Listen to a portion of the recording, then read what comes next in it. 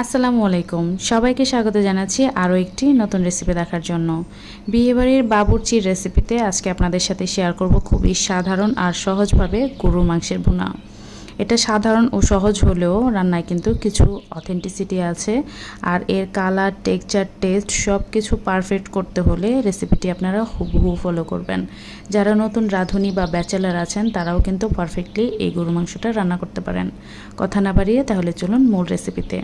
রান্নার জন্য প্রথমে আমি একটা হাঁড়ি গরম করে নিয়েছি। এর মধ্যে 1 কাপ পরিমাণ সরিষার তেল আর 1 কাপ পরিমাণ সয়াবিন তেল দিয়ে দিচ্ছি। চাইলে যে কোনো এক তেলেও রান্নাটা করা যাবে।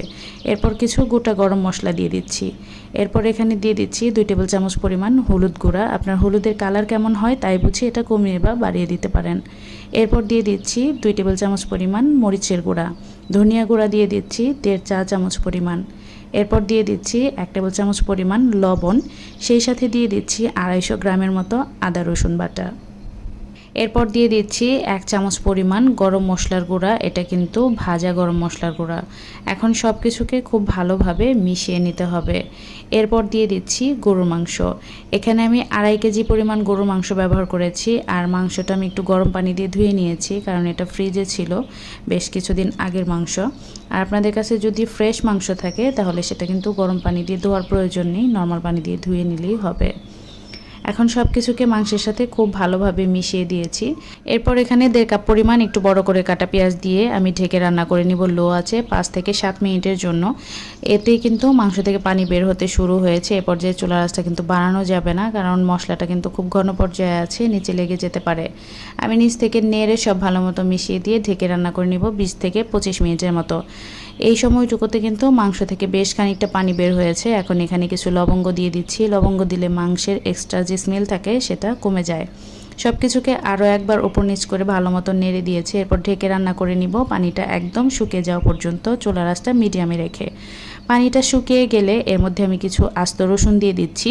এটা সম্পূর্ণ অপশনাল, ভালো না লাগলে আপনি স্কিপ করতে পারেন। আরও কিছুক্ষণের জন্য ঢাকনা ছাড়া আমি রান্না করে নিয়েছি। তেলটা ভালো মতো উপরে চলে আসলে এখানে পর্যাপ্ত পরিমাণে পানি দিয়ে দিচ্ছি। যে কোনো মাংস রান্নার বেলায় অবশ্যই গরম পানি ব্যবহার করবেন। 2টো শুকনো মরিচ ভেঙে আমি এখানে দিয়ে দিয়েছি। মাংস থেকে বের হওয়া পানিতে মাংসটা কতটা সেদ্ধ হয়েছে তাই বুঝে আপনাকে এই পর্যায়ের পানিটা অ্যাড করতে হবে। আমার যেহেতু ফ্রোজেন মাংস ছিল, সেদ্ধ হতে একটু বেশি সময় লাগে এবং পানিও লাগে। আমার এখানে 4 কাপের মতো পানি লেগেছিল। আর অবশ্যই যে কোনো মাংস রান্নায় গরম পানি ব্যবহার করবেন।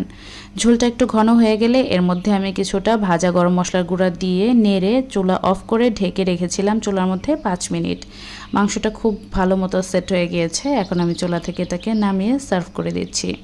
এটার কালার এবং টেক্সচার দেখে বুঝতে পারছেন কতটা পারফেক্ট হয়েছে, আর টেস্ট কেমন হয়েছে সেটা জানতে হলে কিন্তু অবশ্যই রান্না করতে হবে। সাহরি বা ঈদের জন্য এইভাবে আপনারা গরুর মাংসের ভুনাটা করতে পারেন। আশা করছি রেসিপিটি সবার কাছে সহজ ও ভালো লেগেছে। বাসায় অবশ্যই ট্রাই করবেন, আর কেমন হয় কমেন্টে জানাতে কিন্তু ভুলবেন না। সবাই ভালো থাকবেন, আমাদের জন্য দোয়া করবেন। আজ এখানে বিদায় নিচ্ছি। আল্লাহ হাফেজ।